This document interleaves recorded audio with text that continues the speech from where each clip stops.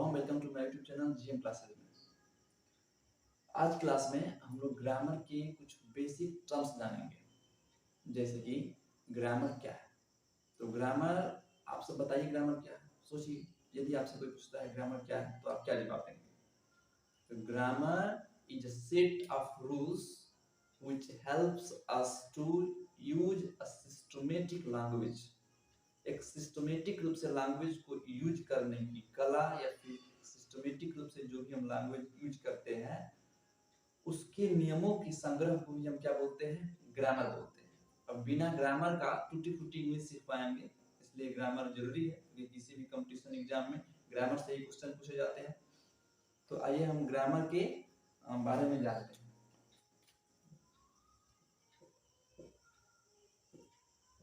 Grammar, हालांकि grammar यहाँ पे अंग्रेजी में लिखा हो ग्रामर, ग्रामर का मतलब होता है व्याकरण। इसको ग्रामर ना बोले, बहुत से लोग यहाँ पे ए को ई लिखते हैं, GRAMMER। ये एक बहुत बड़ी गलती है। आप यहाँ पे ER ना लिखिए, AR होता है, इसको बोलते हैं grammar.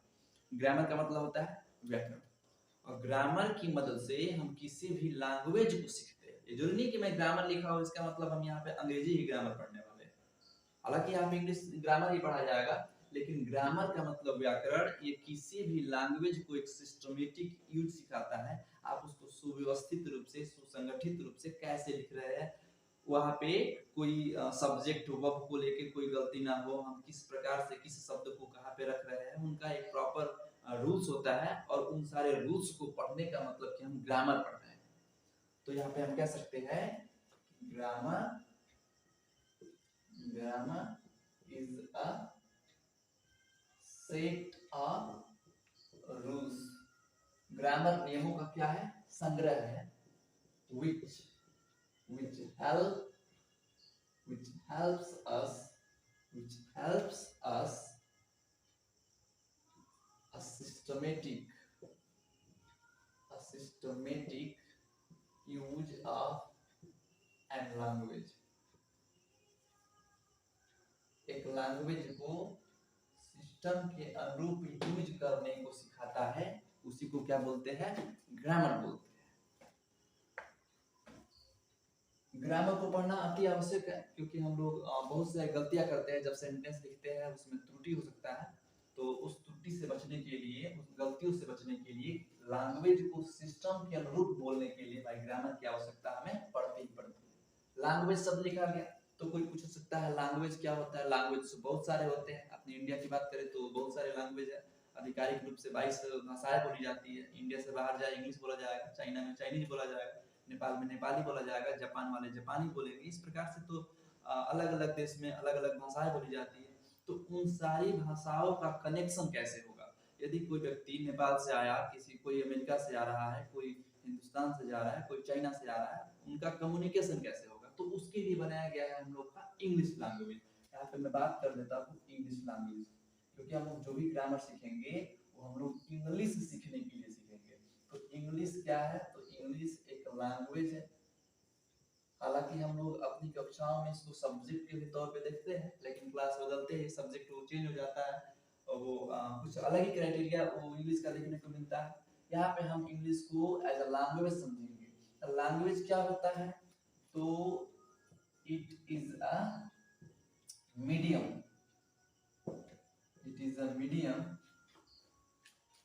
To exchange our thoughts. अपने विचारों को आदान प्रदान करने का यह एक माध्यम होता है। लैंग्वेज क्या होता है, विचारों के आदान प्रदान करने का एक माध्यम होता है। यदि सामने वाला कोई कुछ बोल रहा है, कोई साउंड निकाल रहा है, मैं उस चीज को समझ रहा हूँ, फिर मैं कुछ साउंड निकाल रहा हूँ, कुछ समझ रहा है, तो ये एक प्रकार का लैंग्वेज हो जाएगा। तो उसी प्रकार से इंग्लिश एक लैंग्वेज है। केवल इंग्लिश ही नहीं, हिंदी भी लैंग्वेज है, संस्कृत भी लैंग्वेज है, इस प्रकार से चाइनीज भी लैंग्वेज है। ठीक है, तो अपने अपने देश की बात करते हैं तो बांग्ला हो गया, कन्नड़ भाषा हो गया, या फिर तेलुगु भाषा हो गया। ये अलग अलग प्रकार की भाषाएं होता है। तो भाषा को जो हम लिखते हैं, जैसे कि यदि मैं यहाँ पे लिख रहा हूँ कि यह एक किताब है, यह एक क्या है, किताब है। दिस इज भी लैंग्वेज लिख रहा हूँ, या एक किताब है, ये हिंदी लैंग्वेज हो गया, दिस इज अ बुक, या क्या हो गया हम लोग का इंग्लिश लैंग्वेज हो गया। इसको लिखने का जो एक सिस्टम है, इसको जिस प्रकार से हम लिख रहे हैं, तो रिटेन सिस्टम जो है ये एक लिपि कहलाता है। जैसे कि हिंदी भाषा जो लिखा जाता है वो देवनागरी लिपि में लिखा जाता है। देवनागरी लिपि, लिपि का मतलब स्क्रिप्ट। तो लिखने का रिटेन सिस्टम जो होता है, जिस प्रकार से हम चिन्हों को अंकित करते हैं, वो हम लोग का किसी न किसी लिपि में लिखा जाता है। देवनागरी लिपि में हिंदी लिखा जाता है, मराठी में लिखा जाता है। दिस इज अ बुक, यह इंग्लिश भाषा का सेंटेंस है, दिस इज अ बुक। अब देखिए यहाँ पे किस प्रकार के चिन्ह बने हैं, यहाँ पे किस प्रकार का चिन्ह बना है, आप सबको मालूम है कि इंग्लिश और हिंदी में किस प्रकार से चिन्ह बनाया जाता है। यहाँ पे जो इंग्लिश सेंटेंस को लिखा गया, ये किस लिपि में आता है, तो ये हम लोग का रोमन लिपि में आता है। तो रोमन लिपि यानी कि रोमन स्क्रिप्ट, रोमन लिपि, समझिएगा यार। इंग्लिश रोमन लिपि में लिखा जाता है, देवनागरी लिपि में हिंदी लिखा जाता है, उसी तरह से पंजाबी गुरुमुखी लिपि में लिखा जाता है, उर्दू फारसी सब फारसी लिपि में लिखा जाता है। तो अलग अलग लिपि होता है। लिपि क्या होता है, तो लिखने का सिस्टम, किस प्रकार से चिन्हों को हम अंकित कर रहे हैं, लिख रहे हैं, उसके सिस्टम को ही लिपि कहा जाता है। चलिए आगे आगे देखते हैं। यदि हमसे कोई पूछता है कि इंग्लिश जो है इसके फादर कौन है, इंग्लिश के जनक किसे माना जाता है, हालांकि यदि कोई व्यक्ति हमसे ये पूछ रहा है कि आप क्या पढ़ रहे हैं और हम ये बोलते हैं इंग्लिश पढ़ रहे हैं, तो ऐसा बात नहीं है। इंग्लिश के अंदर भी कई सारी चीजें होता है। यदि हमसे कोई पूछा कि आप क्या पढ़ रहे हैं, हमने बोला कि इंग्लिश पढ़ रहा हूँ, तो इंग्लिश के अंदर आप क्या पढ़ रहे हैं, इंग्लिश के अंदर एक होता है English literature. English literature, English literature का मतलब अंग्रेजी साहित्य। आप कोई साहित्य पढ़ रहे हैं, कोई किताब पढ़ रहे हैं, कोई लेख पढ़ रहे हैं, तो उसको क्या बोलते हैं, लिटरेचर बोलते हैं। और क्या हो सकता है, इंग्लिश के अंदर हम ग्रामर भी तो सीखते हैं। ग्रामर यदि हम पढ़ रहे हैं, नियम पढ़ रहे हैं, पार्ट्स ऑफ स्पीच पढ़ रहे हैं, वॉइस पढ़ रहे हैं, नरेशन पढ़ रहे हैं, तो उसको हम क्या बोलते हैं, वो ग्रामर का पार्ट है। तीसरे नंबर पे क्या हम पढ़ सकते हैं, वोकैबुलरी। हम कोई शब्द याद कर रहे हैं, इस बात पे ध्यान दे रहे हैं कि ये स्पेलिंग किस, इसका मीनिंग क्या होगा, तो उसको वोकैबुलरी कहा जाता है। और जब भी हम कोई वोकैबुलरी पढ़ते हैं और सामने वाला पूछा कि हम क्या पढ़ रहे हैं, तो हम फट से बोल देते हैं कि वोकैबुलरी पढ़ रहे हैं, इंग्लिश पढ़ रहे हैं। तो इंग्लिश भी इंग्लिश का ही हिस्सा है वोकैबुलरी। और चौथे नंबर पे हम किस बात पे ध्यान देंगे, फोनेटिक्स। फोनेटिक्स, फोनेटिक्स क्या होता है, तो जब हम शब्दों पे इस प्रकार से अध्ययन करें कि उसका प्रोनाउंसिएशन क्या होगा, उसका उच्चारण क्या होगा, तो उसको क्या बोला जाता है, फोनेटिक्स बोला जाता है। जैसे एप्पल है, तो एप्पल में बोलते हैं एप्पल, प आधा फिर पूरा प ल। मैं लिख दे रहा हूं यहाँ पे एप्पल। शुद्ध शुद्ध देखा जाए तो एप्पल को एप्पल करके ऐसे नहीं बोलते, इसको एप्पल बोलते हैं। एप्पल सीधी तौर पे सिर्फ एक प होगा, एप्पल। तो एप्पल एप्पल, अगर इस बात पे ध्यान दे रहे हैं कि किस चीज को क्या बोलना है, उच्चारण क्या करना है, इसका मतलब हम फोनेटिक्स पढ़ रहे हैं। तो इंग्लिश लिटरेचर की मैं बात करूं, इंग्लिश लिटरेचर के कौन जनक है, तो यहाँ पे देख लीजिए, इंग्लिश लिटरेचर के जनक माना जाता है जियोफ्री चौसर। जेफरी चौसर, यहाँ पे हिंदी में भी लिख दे रहा हूं, जेफरी चौसर। इनको क्या माना जाता है, इनको अंग्रेजी साहित्य का जनक माना जाता है। ग्रामर की यदि बात करें कि ग्रामर के जनक कौन है, ग्रामर देख लिया। ग्रामर क्या है, नियमों का एक संग्रह है जो हमें शुद्ध शुद्ध भाषा को बोलना सिखाता है, पढ़ना सिखाता है, लिखना। यदि हमें भाषा को शुद्ध शुद्ध बोलना है तो फिर ग्रामर सीखना ही होगा, वरना आप टूटी फूटी लैंग्वेज का प्रयोग करेंगे। हालांकि भोजपुरी हो गया, हिंदी हो गया, हमारी नेटिव लैंग्वेज है, तो इसके लिए हमें ग्रामर सीखने की आवश्यकता नहीं पड़ता। और घर में हर कोई उस भाषा का प्रयोग कर रहा है, बचपन से ही सुनते आ रहे हैं, इसलिए उस पर हमारी पकड़ मजबूत हो गया है। लेकिन यदि हमें इंग्लिश सीखना हो, यदि हमें इंग्लिश सीखना हो तो इंग्लिश के लिए हमें ग्रामर सीखना ही पड़ेगा, क्योंकि इंग्लिश अपनी लैंग्वेज नहीं है, इसको सीखना पड़ेगा। ये उतना ही मुश्किल है जितना कि एक विदेशी इंग्लिश वाले को, इंग्लिश मैन को हिंदी सीखना है, उतना ही ज्यादा कठिन हम लोग के लिए भी होता है इंग्लिश सीखना।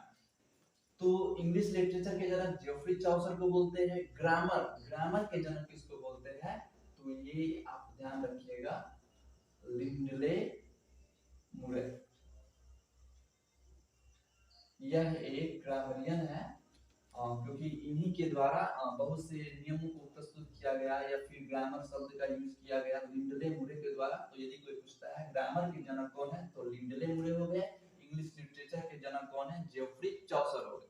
सॉरी आप छूट गए, जेफरी चौसर हो गए। चलिए आइए देखते हैं आगे देखते हैं आगे क्या करता है कि वोकैबुलरी फोनेटिक्स ग्रामर और इंग्लिश लिटरेचर में सबसे ज्यादा इंपॉर्टेंट क्या है। तो ये बात कहना गलत होगा क्योंकि अपनी जगह पे हर चीज इंपॉर्टेंट है। हमने कहा फोनेटिक्स भी जरूरी है, वोकैबुलरी भी जरूरी है। जब आप वोकैबुलरी याद करेंगे उसका उच्चारण करेंगे तो फिर आपका फोनेटिक्स क्लियर होता जाएगा। ग्रामर ग्रामर तो बहुत ही आवश्यक है। किसी भी एग्जाम की तैयारी करना है, कंपटीशन एग्जाम या फिर हमारा हाई स्कूल इंटरमीडिएट की बोर्ड की परीक्षा होता है, ग्रामर से क्वेश्चन पूछता ही है। इंग्लिश लिटरेचर यदि आपका ग्रामर पे पकड़ मजबूत होगा तो इंग्लिश लिटरेचर आप आराम से समझ लेंगे।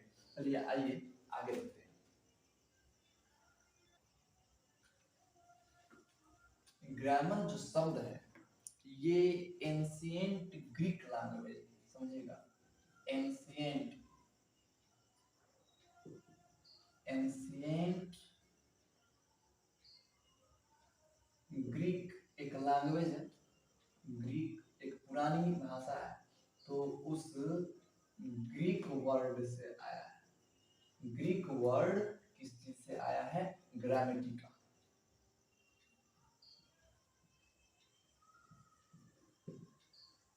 ग्रामेटिका ग्रामेटिका एक वर्ड है, एंशिएंट प्राचीन शब्द है। किस चीज का?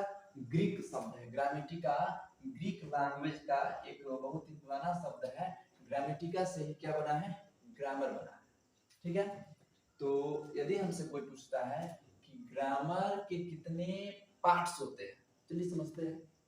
पार्ट्स ऑफ ग्रामर यानी कि टोटल ग्रामर हम चाहे 2 महीने में पढ़े, 6 महीने में पढ़े, चाहे साल भर में पढ़े, ग्रामर के अंदर कुल कितनी सारी चीजों को पढ़ना पड़ता है। तो इसको हम कुछ वर्ड के माध्यम से डिफाइन कर देते हैं। पार्ट्स ऑफ ग्रामर, ग्रामर के कितने पार्ट्स होते हैं। तो आंसर क्या होगा? देयर आर मेनली, मुख्य रूप से mainly 5 parts of grammar. Grammar के मुख्यतः कितने पार्ट्स होते हैं? 5 पार्ट्स होते हैं। ग्रामर को यदि 5 भागों में बांट दिया जाए तो टोटल ग्रामर उसके अंदर ही आएगा। ये पांचों कौन कौन से होते हैं? देखिए, पहला हम लोग का क्या होगा? ऑर्थोग्राफी। ऑर्थोग्राफी। दूसरा क्या हो सकता है? इटिमोलॉजी। इटिमोलॉजी। तीसरे नंबर पे सिंटैक्स। सबका अपना अपना अलग अलग महत्व है, सबका अध्ययन करेंगे विस्तार से। चौथे नंबर का क्या होगा? पंचुएशन। पंचुएशन एंड पांचवें नंबर पे आ जाएगा हमारा, इसको क्या बोलेंगे ना? प्रोसोडी। प्रोसोडी। ऑर्थोग्राफी के अंदर वर्णों को समझा जाएगा कि वर्णों पे विचार किया जाएगा, समझने का वर्ण विचार। एटिमोलॉजी, एटिमोलॉजी का मतलब शब्द विचार। यदि आप शब्दों के बारे में अध्ययन कर रहे हैं, पार्ट्स ऑफ स्पीच पढ़ रहे हैं, वोकैबुलरी याद कर रहे हैं, वो सब एटिमोलॉजी का पार्ट है। हमने कहा सिंटैक्स। सिंटैक्स क्या होता है? एक कदम आगे बढ़िए तो वर्ण विचार, शब्द विचार और फिर शब्दों से मिलकर क्या बनता है? वो वाक्य बनता है। इसलिए सिंटैक्स का मतलब वाक्य विचार। आप सब लोग सिंटैक्स जरूर पढ़े होंगे या फिर नहीं पढ़े होंगे, हम विस्तार से पढ़ाएंगे। सिंटैक्स क्या होता है? वाक्यों की संरचना से लेकर, मतलब वाक्य कैसे बनता है, कौन कौन से प्रकार का वाक्य होता है। वाक्य पढ़ते जब भी हम वॉइस पढ़े या फिर नरेशन पढ़े, वो सब वाक्य पे डिपेंड होता है। तो यहाँ पे सिंटैक्स के अंदर ही हमारा टेंस होगा, क्वेश्चन टैग होगा, वॉइस होगा, नरेशन होगा, सिंथेसिस, एनालिसिस, वो सब का सब हमारा सिंटैक्स का ही पार्ट है। पंचुएशन क्या है?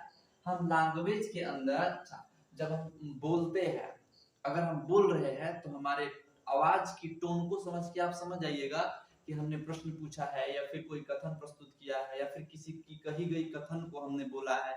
तो इस प्रकार की चीजें हम बोल रहे हैं तो आप समझ लेंगे। लेकिन यदि लिख के देना हो, यदि हमें लेटर यानी पत्र में लिखना हो, तो वहां पे विशेष प्रकार के चिन्हों का यूज करते हैं। तो पंचुएशन के अंदर हम चिन्हों पे विचार करते हैं। सो इसका मतलब क्या हुआ, चिन्ह विचार। प्रोसोडी, प्रोसोडी का मतलब क्या होता है, इसमें इसको छंद विचार, छंद विचार। इसमें क्या होगा कि शब्दों को किस प्रकार से बोला जा रहा है और उसमें उतार चढ़ाव क्या होगा, लय तुक क्या होता है, जैसे कि आपने हिंदी में जाना होगा समास और छंद क्या होता है, उस प्रकार से इधर प्रोसोडी होता है, छंद विचार। चलिए 5 भागों में हमने ग्रामर को बांटा है। अब ग्रामर के अंदर आप कोई ऐसा चीज नहीं पढ़ेंगे जो इनके अंदर ना आता। तो हम लोग सबसे पहले ऑर्थोग्राफी को स्टार्ट करेंगे कि ऑर्थोग्राफी क्या होता है। यही सबसे छोटी इकाई होता है और ऐसे करके आप ऑर्डर में बढ़ते जाएंगे। वर्ण से मिलकर शब्द बनता है, शब्द से मिलकर वाक्य बनता है। बहुत सारे वाक्यों को जब यूज करते हैं उसमें विशेष विशेष प्रकार का चिन्हों का प्रयोग होता है। उनको किस प्रकार से बोला जाए, पढ़ा जाए, उसमें क्या रस निकल रहा है, उसी को क्या बोलते हैं, छंद विचार बोलते हैं।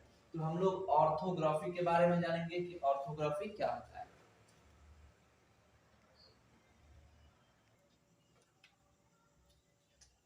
पहले नंबर का क्या है, ऑर्थोग्राफी। ऑर्थोग्राफी, ऑर्थोग्राफी का मतलब अभी हमने क्या बताया, वर्ण विचार। आप कॉपी कलम लेके बैठिए और इन सारी चीजों को नोट करते जाइए। ऑर्थोग्राफी का मतलब होता है वर्ण विचार। चलिए समझते हैं ये वर्ण क्या होता है। वर्ण, वर्ण को हम अक्षर के नाम से भी जानते हैं। वर्ण को क्या बोलते हैं, अक्षर बोलते हैं। अंग्रेजी में इसको क्या बोलते हैं, लेटर बोलते हैं। Letter, LETTER, letter. लेटर का मतलब तो पत्र भी होता है। हाँ, तो पत्र में अक्षरों का ही तो प्रयोग किया जाता है। जो कुछ भी हम वाक्य लिखते हैं उस वाक्य, वो वाक्य बनता कैसे है, अक्षरों से ही बनता है। कहीं ना कहीं इन दोनों में लॉजिक है। लेटर का मतलब पत्र, लेटर का मतलब अक्षर या फिर वर्ण। लेटर क्या है, यदि हमसे कोई पूछता है अक्षर किसे कहते हैं, अक्षर क्या होता है, हम क्या बोलेंगे कि यह किसी भाषा की सबसे छोटी इकाई होता है, सबसे छोटी इकाई होता है।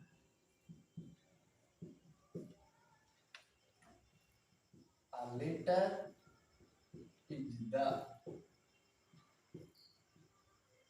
smallest unit of any language,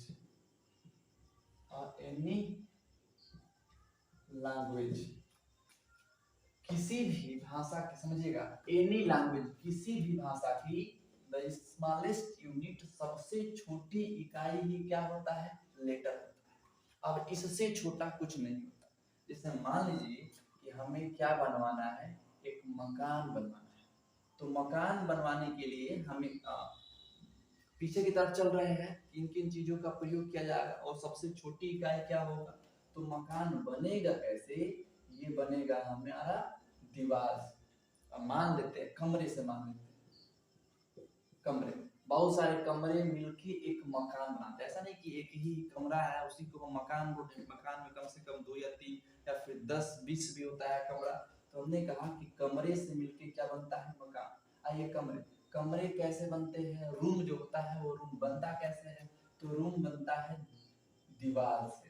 तो एक साइड का दीवार, 2 साइड का दीवार, यानी 4 दीवार अगर होगा और इसको घेर दिया जाए तो हमारा क्या बनेगा, कमरा बनेगा। तो हमने यहाँ पे लिखा दीवार, दीवार से मिलके कमरा बना है। चलिए दीवार पे समझते हैं, दीवार कैसे बनता है, ईंट से बनता है। बहुत सारे ईंट को मिलाएंगे तो दीवार बनेगा, कई 4 दीवार को मिला देंगे कमरा बन जाएगा, और कई सारे कमरों से क्या बनेगा, मकान बनेगा। हालांकि ईंट से भी छोटा चला जाएगा तो मिट्टी मिलेगा, और वैसा नहीं करना। ईंट सबसे छोटी इकाई हो गया, क्योंकि मकान बनवाने के लिए सबसे पहले ईंट की ही जरूरत होगा। तो ईंट हम समझ लेते हैं हमारा क्या हो गया, लेटर हो गया। लेटर को ही हम ईंट से तुलना कर रहे हैं। ये सबसे छोटी इकाई, अब इससे छोटा कुछ नहीं होता है। मकान बनवाना है, सबसे पहले इट चाहिए। उसी तरह से एक लैंग्वेज का यूज करना है। लैंग्वेज का मतलब अपनी पूरी बात बोलना है, उसमें 2 4 या 10 सेंटेंस जरूर आएगा, एक पैराग्राफ मानूंगा मैं। तो यहाँ पे उसके लिए सबसे छोटी चीज क्या जरूरत पड़ेगा, लेटर। लेटर से मिला के, लेटर से मिलके हमारा क्या बनता है, फ्रेज में बोल देता हूँ, फ्रेज। फ्रेज हालांकि ऐसे बोला जा सकता था लेटर से मिलकर सेंटेंस बनता है, लेकिन हमने एक एक चीज को ऑर्डर में रख रहा हूँ। लेटर से मिला के फ्रेज बनता है, और फ्रेज से मिला के हमारा कई सारे फ्रेज होंगे, उनसे मिला के सेंटेंस बनता है। हालांकि लेटर से मिलाकर ही से सॉरी लेटर को मिलाने से क्या बनता है, वर्ड। लेटर को मिलाने से हमारा शब्द बनता है, ठीक है। अब देखिए सब बहुत सारे शब्दों को मिलाया जाएगा। चलिए मैं यहाँ पे फ्रेज को हटा देता हूँ, सेंटेंस। बहुत सारे वर्ड्स को मिलाकर सेंटेंस बनेगा, और कई सारे सेंटेंस से मिला के हमारा एक पैराग्राफ बनेगा, पैराग्राफ। अपनी एक पूरी बात को अगर लिखना हो तो केवल एक सेंटेंस से तो कुछ नहीं होगा। यदि हमने बोला यह किताब है, तो इससे क्या होने वाला, उसके बारे में कुछ और भी चीजों को तो बताना पड़ेगा, पूरी बात कहना होगा अपना। तो उसके लिए हमें पैराग्राफ चाहिए होता है। पैराग्राफ से छोटा सेंटेंस हुआ, सेंटेंस से छोटा वर्ड हुआ, वर्ड से छोटा लेटर हुआ। अब लेटर से छोटा कुछ होने वाला नहीं है।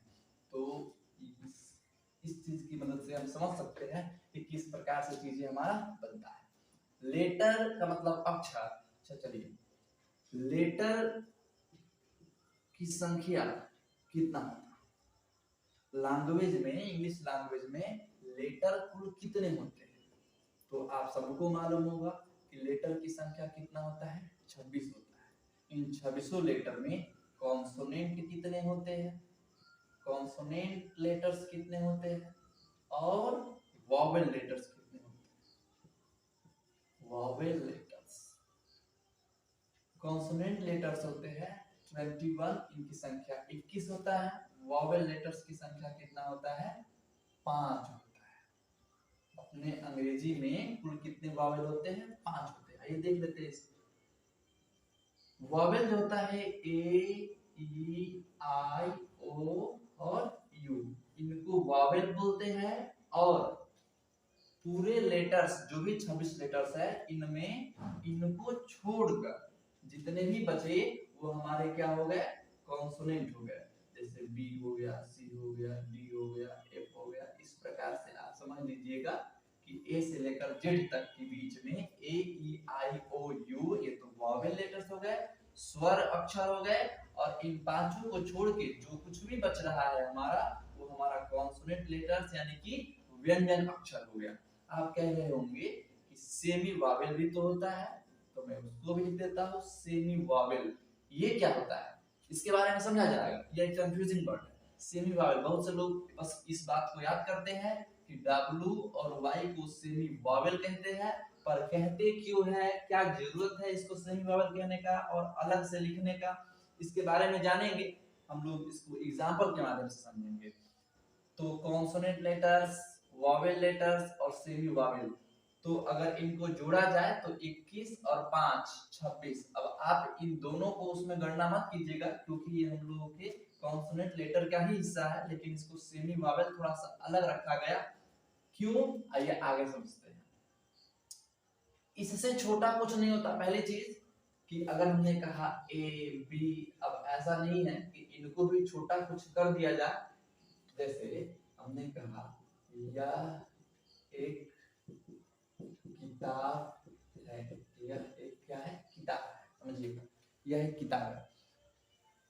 यह एक सेंटेंस है, प्रॉपर रूप से सही है, यह किताब है। हालांकि इस चीज को हम ऐसे नहीं बोलेंगे कि किताब यह एक है, या फिर है एक किताब यह तो ग्रामर सिखाता है कि पहले सब्जेक्ट होगा, फिर हमारा, अगर हिंदी की बात करूं तो पहले सब्जेक्ट होता है, फिर हमारा क्या होता है, ऑब्जेक्ट होता है, फिर हमारा वर्ब होता है। इंग्लिश की बात करें तो पहले सब्जेक्ट, फिर वर्ब आता है, फिर ऑब्जेक्ट आता है।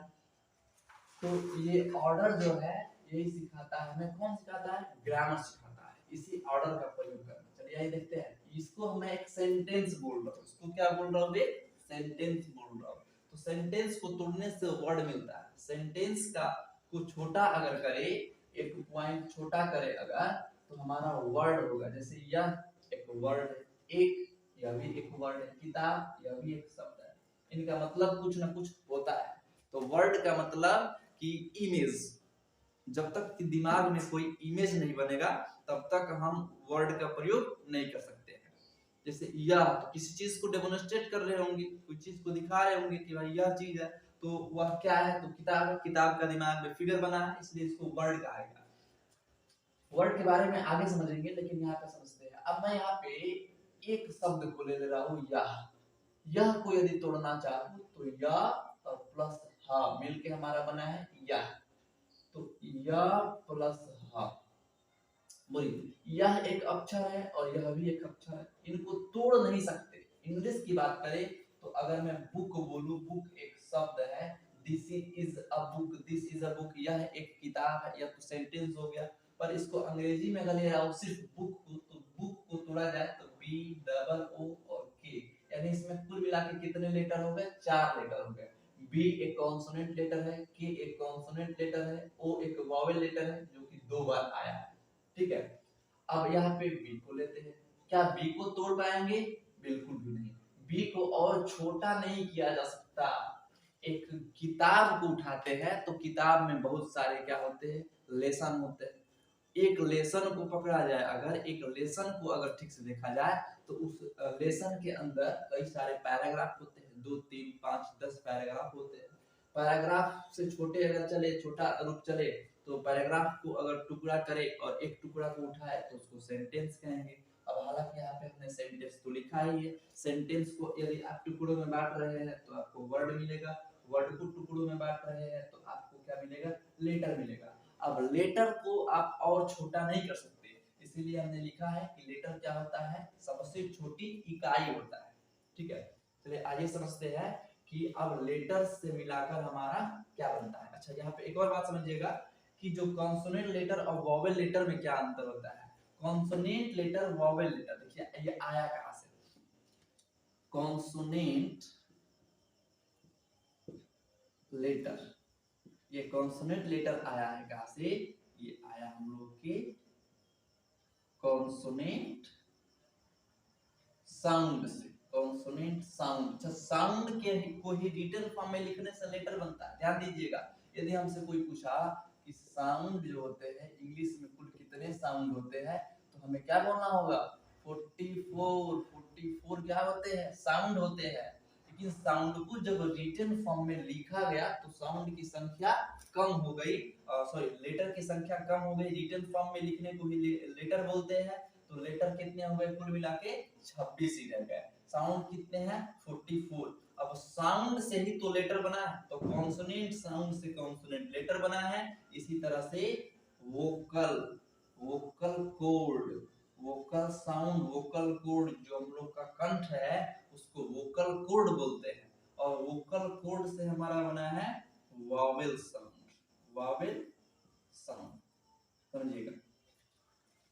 जन्म से लेकर मृत्यु तक ये वोकल कोड हमारा साथ देता है, भले ही कॉन्सोनेंट साउंड साथ दे या ना दे। यानी कि जो कोई भी आवाज हम अपने कंठ से निकालते हैं, मतलब कि हिंदी की बात करें तो जो भी मात्राएं होती है अ आ ई, छोटी छोटी बड़ी ई, वो सब हम अपने वोकल कोड से बोलते हैं। यहाँ लिखा गया ए ई आई ओ यू, ये सब वोकल कोड से बोलेंगे। हालांकि साउंड की बात कर रहा हूँ तो वोकल कोड से निकलने वाले जो वॉवेल साउंड है, ध्यान दीजिएगा, जो वॉवेल साउंड है इनकी संख्या होता है कितना, 20 होता है। कॉन्सोनेंट साउंड की बात करें तो कॉन्सोनेंट साउंड की संख्या कितना होता है हमारा, 24 होता है। ये 24 और 20 ये मिलके हमारा 44 बना रहा है, तो कुल साउंड हो गए 44। तो कॉन्सोनेंट साउंड 24 और वॉवेल साउंड, वोकल साउंड से निकलने वाले, वोकल कोड से निकलने वाले साउंड को वॉवेल साउंड बोलते हैं। इनकी संख्या 20 है। तो हम जो भी आवाज अपने वोकल कोड से निकालेंगे, जैसे कि जो कोई भी अगर बच्चा है, छोटा बच्चा है, तो वो जब जन्म लेता है तो क्या करता है, रोता है, उसकी जो रोने की आवाज है या फिर हंसने की आवाज है वो ईश्वरीय देन है, ठीक है। वो वोकल कोड है, वो जन्म के साथ ही अपने वोकल कोड, इस कंठ का प्रयोग करना जानता है। वो कॉन्सोनेंट साउंड का प्रयोग नहीं कर पाएगा। कॉन्सोनेंट साउंड हम लोग क्या करते हैं, नकल करते हैं। अपने घर में जो कोई भी व्यक्ति है वो जो कुछ भी बोलता है तो छोटे बच्चे क्या करते हैं, उस चीज की नकल करते हैं। वो आप तो बोल लेंगे, आप बोल लेंगे, वो हालांकि प्रयास नहीं कर सकते हैं, तो आप बोल लेंगे, ई बोल लेंगे, ए बोल लेंगे, ठीक है, लेकिन वो प नहीं बोल पाएंगे, ब नहीं बोल पाएंगे, म नहीं बोल पाएंगे। क्यों? क्योंकि उन सारी चीजों को बोलने में क्या क्या काम करता है समझिएगा। वोकल कोड की सहायता से वॉवल साउंड बोला जाता है, लेकिन कॉन्सोनेंट साउंड किस चीज की सहायता से बोला जाता है?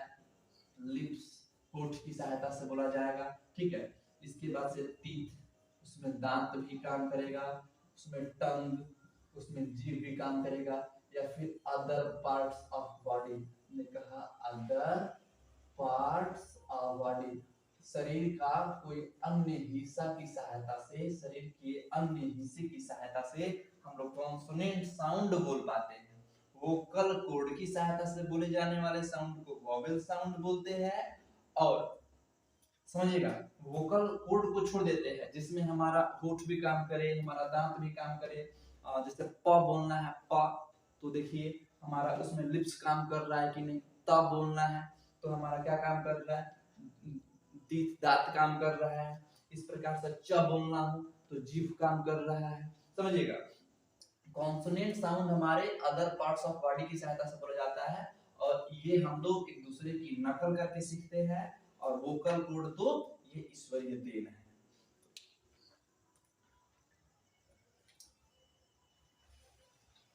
चलिए, ऑर्थोग्राफी के अंदर हम तो ये सीख लिए कि लेटर क्या होता है, ठीक है।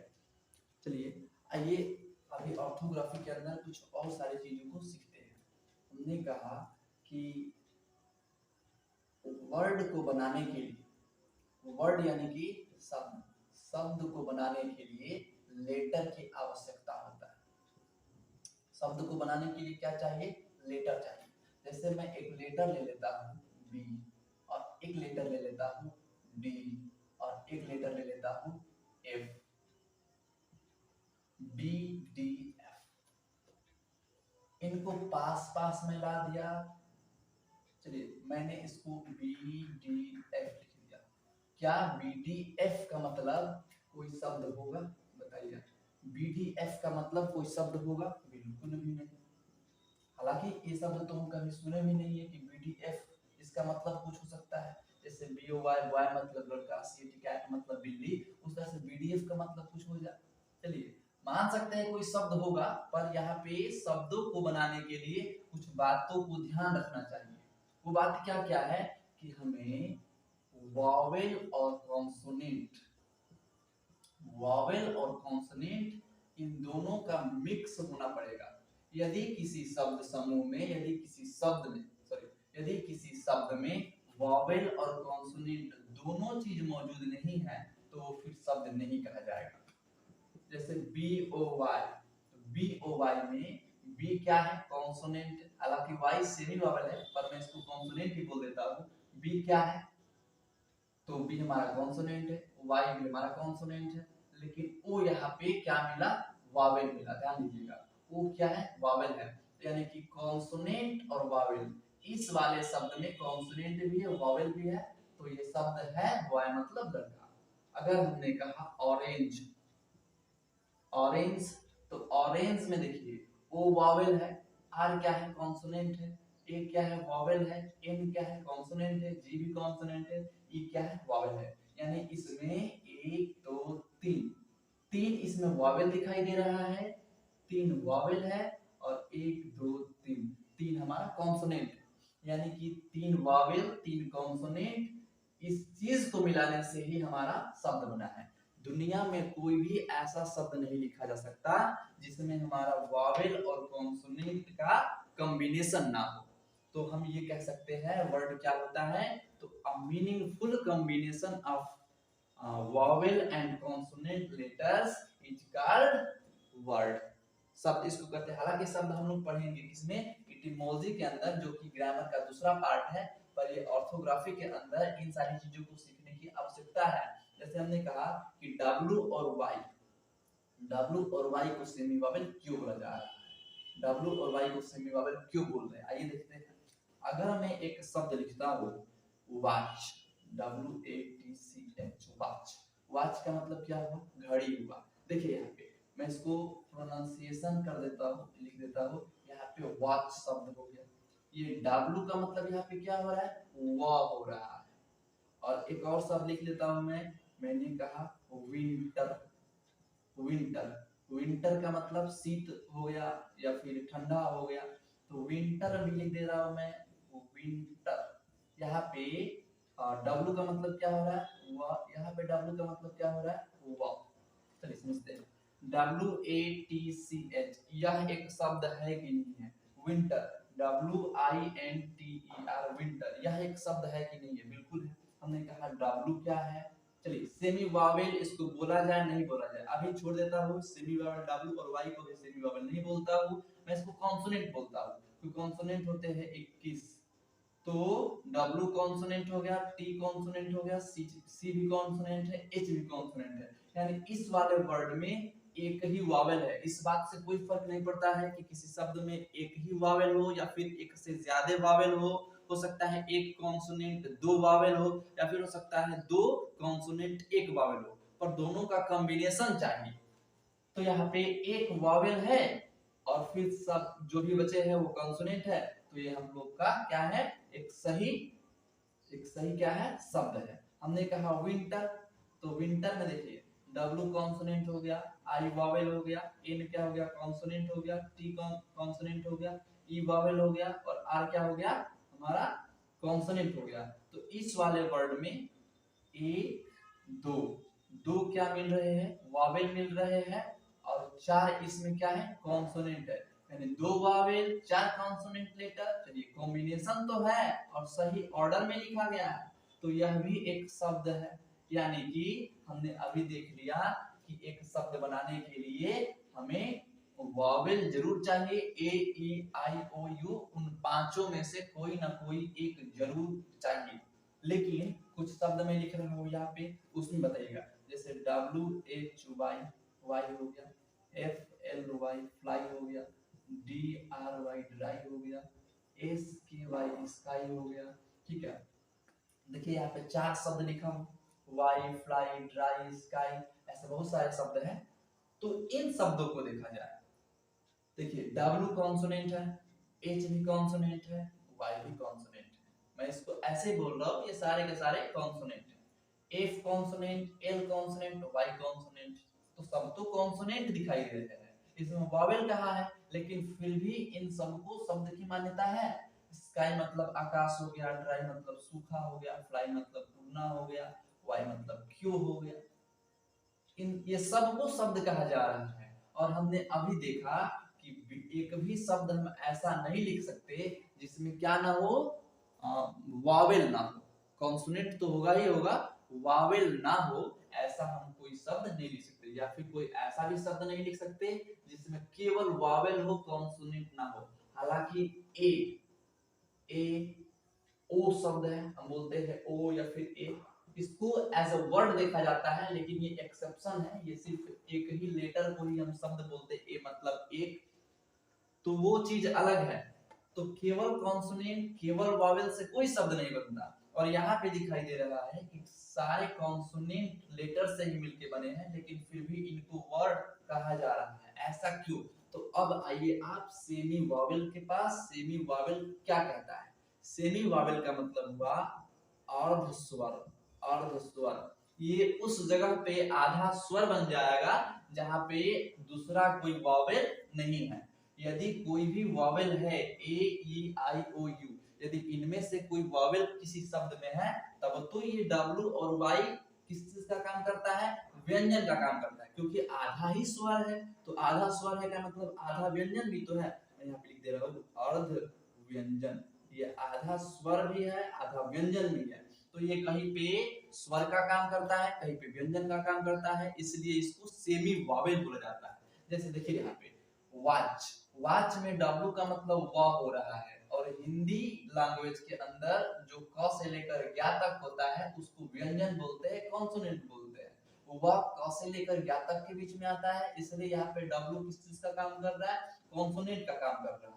ठीक है, यहाँ पे विंटर, W का मतलब क्या है, वह, इसलिए यहाँ पे किस चीज का काम कर रहा है, कॉन्सोनेंट का काम कर रहा है, क्योंकि वह क्या है, कॉन्सोनेंट है। Y को देख लिया जाए तो हमने कहा कि YELLOW येलो, येलो, चलिए हमने कहा येलो, तो येलो जो शब्द है ये क्या है, येलो का मतलब पीला, और यहाँ पे वाई दिख रहा है, वाई का मतलब क्या हुआ य, तो यह तो हम लोग के क से लेकर या तक के बीच में आता है, यह क्या है फिर, यह तो फिर कॉन्सोनेंट है, हमने कहा वाई ए के याक, याक का मतलब पहाड़ी साग, तो यहाँ पे वाई का मतलब क्या हो रहा है य हो रहा है, तो यहाँ भी य, यहाँ भी य, यहाँ पे दोनों जगहों पे इसको याक, यहाँ पे दोनों जगह पे य कॉन्सोनेंट का काम किया, इन दोनों जगह पे डब्लू कॉन्सोनेंट का काम किया है, पर यहाँ पे देखिए वाई फ्लाई ड्राई स्काई, या और कुछ शब्द लिख रहा हो ब्लो, स्लो, ठीक है, यहाँ पे देखिए कुल 6 शब्द है, 6 के माध्यम से अच्छे से समझ में आ जाएगा। हमने कहा वाई, लिखिए इसको, तो हम इसको कैसे लिखेंगे, इसको वाई ही बोलेंगे, वाई बोला जाता है इसको वाई, यहाँ पे डब्लू का मतलब तो वाह हो रहा है, लेकिन यहाँ पे वाई को क्या बोला जा रहा है ई बोला जा रहा है, वाई। एच यहाँ पे साइलेंट होता है, मैं इस चीज को बताऊंगा स्पेलिंग रूल्स के अंतर्गत, यहाँ पे वाई को ई बोला जा रहा है, और ई जो शब्द है वो क्या होता है हम लोगों का वावेल होता है, ई क्या है वावेल, यहाँ पे वाई, यहाँ पे वाई क्या था कॉन्सोनेंट था, यहाँ पे वाई क्या बन जा रहा है ई बन गया, तो ई हम लोग का क्या हो गया वावेल हो गया, तो देखिए यहाँ का वाई कॉन्सोनेंट काम किया, यहाँ का वाई वावेल काम किया है, इसीलिए तो वाई को क्या बोलते हैं सेमी वावेल बोलते हैं, समझिएगा, इसीलिए डब्लू वाई को क्या बोलते हैं सेमी वावेल। देखिए डब्लू का देखिए यहाँ पे डब्लू किस चीज का काम किया, इसको हिंदी में लिख रहा हो प्रोनाउंसिएशन, तो क्या इसको बोलेंगे ब्लो बोलेंगे, ब्लो, ब्लो का मतलब क्या होता है बहना होता है, स्लो का मतलब धीरे, इसको लिख रहा हूँ स्लो, तो स्लो यहाँ पे डब्लू, डब्लू का मतलब क्या हो रहा है ओ का मात्रा, ध्यान दीजिएगा, डब्लू का मतलब ओ का मात्रा, डब्लू का मतलब ओ का मात्रा, तो जो भी मात्राएं होता है अ आ छोटी बड़ी वो सब वावेल होता है, तो यहाँ का डब्लू किस चीज का काम किया है वावेल का, यहाँ का डब्लू किस चीज का काम किया है वावेल का, जबकि देखिए यहाँ का डब्लू क्या काम किया है व, यहाँ का डब्लू व, इसलिए यहाँ का डब्लू कॉन्सोनेंट है और यहाँ का डब्लू वावेल है।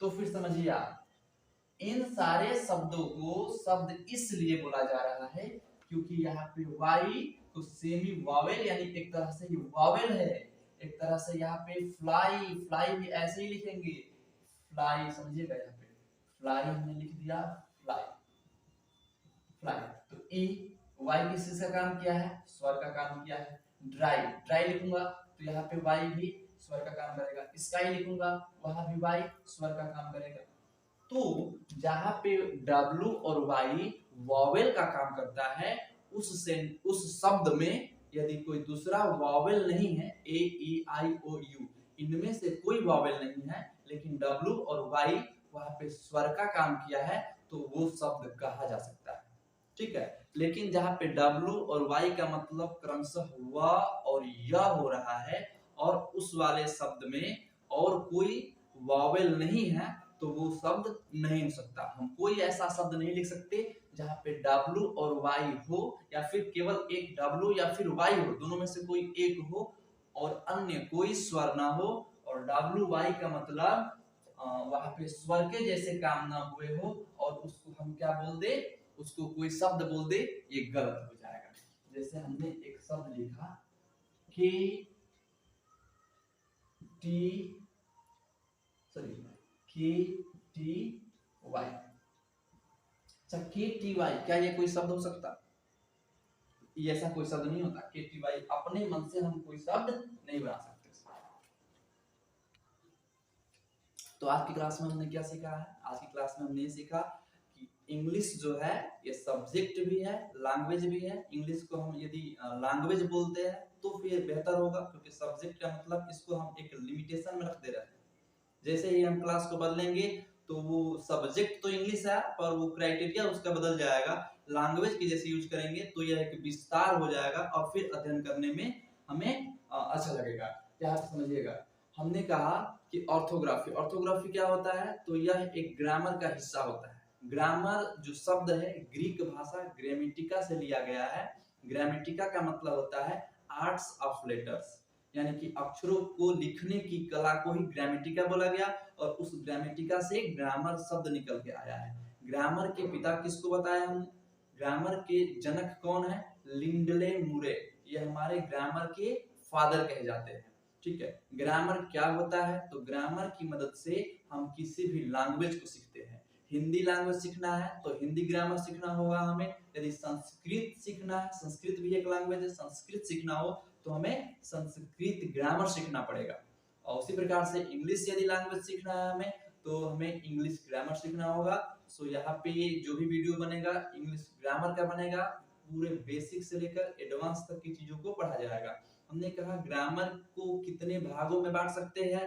अब पूरी ग्रामर की बात करें, ग्रामर में क्या क्या चीजों को पढ़ा जाएगा वो तो अलग चैप्टर वाइज पढ़ा जाएगा। वॉइस हो, नरेशन हो, क्वेश्चन टैग हो, या फिर एनालिसिस, सिंथेसिस हो, सिंटेक्स हो, पार्ट्स ऑफ स्पीच हो, हर चीज पूरे गहन से अध्ययन किया जाएगा। लेकिन ग्रामर को हम कुल मिला के 5 ही भागों में बांटे हैं मुख्य रूप से। पहला क्या था? ऑर्थोग्राफी। दूसरा क्या है? एटिमोलॉजी। तीसरा सिंटैक्स। चौथा पंक्चुएशन एंड पांचवा क्या था? प्रोसोडी था। आज की क्लास में हमने ऑर्थोग्राफी को सीखा कि ऑर्थोग्राफी क्या होता है। फिर से मैं एक बार रिवाइजन कर देता हूँ। ऑर्थोग्राफी मतलब वर्ण विचार। ऑर्थोग्राफी के अंदर हम अक्षरों को समझते हैं, अक्षर क्या होता है। यदि आपसे कोई पूछा अक्षर क्या होता है, क्या बोलेगा? अक्षर किसी भी लैंग्वेज की सबसे छोटा यूनिट होता है, सबसे छोटी इकाई होता है। हम अक्षर को और छोटा नहीं कर सकते। हाँ, अक्षर से मिलके शब्द बनता है, शब्दों से मिलके हमारा शब्द बनता है, शब्दों से मिलके ही सेंटेंस बनता है। ये ऑर्डरिंग इस प्रकार से बढ़ता है।